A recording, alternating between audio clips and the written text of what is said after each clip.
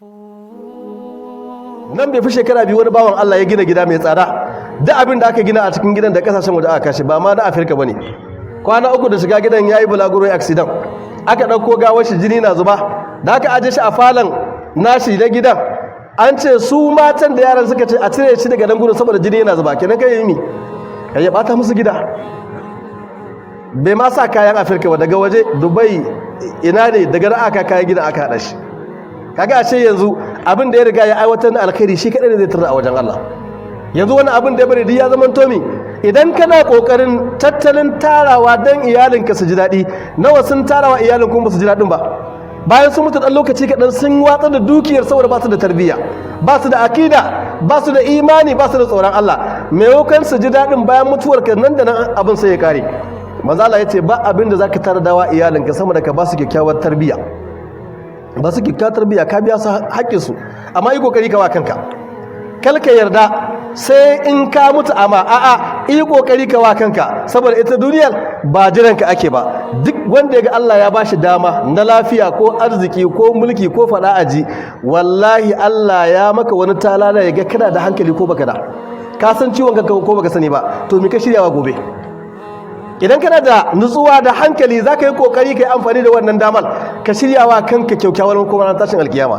Idan kuma baka waye ba, baka san ciwon kanka ba, sai ka ganin zaka dade, ka rika tunanin ai wani ma da ya mutu shine bai dauki mataki ba, ai da ya kokari ya je shi Tunisia, ai da ya je France, ai da ya je shi ina ne ai da bai samu kanshi, ai garajen shi ne. Haka wani ko bai faɗi ba a cikin zuciyar shi akwai wannan, bai san bali kullu ummatin ajal, kowane mutum akwai kwanakan da aka yanka mishi. Idan lokacin yayi ba za a jinkirta ba, kuma Allah madaukakin sarki ce idan lokacin ho bai yi ba to ba yanda za a kuma a gaggauta.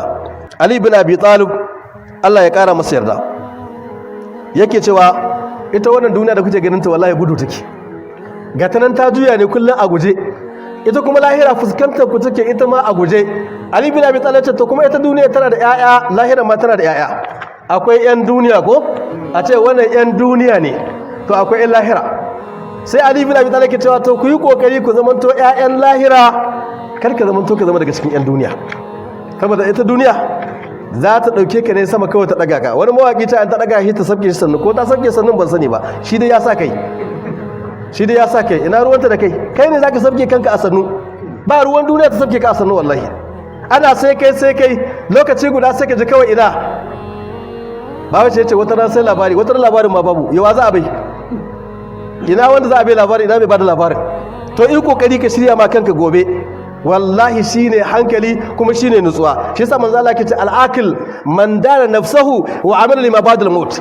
Mutum mai hankali shine wanda zai takurawa kansa, ya tilasta ba rayuwarsa ya rika aiki dan sakamakon da zai biyo bayan lahira, ba sakamakon duniya ba. Sakamakon duniya shirme ne wallahi. Kana nan kana shirye-shirye, kana program, kana tsare-tsare, baka sani ba shekara 1 ta rage ma, kayi program kin shekara 10, wa zai cika saura? Baka sani ba wata 1 ya rage maka, kila wasu 'yan awoyi ne, amma duk abin da zaka yi to ka zamanto ka bada kaso na lahira a cikin tsarin. Wala sai ka wayi gari ka ci ribar rayuwarka ta duniya, ka samu kyakkyawar makoma ranar tashin alkiyama.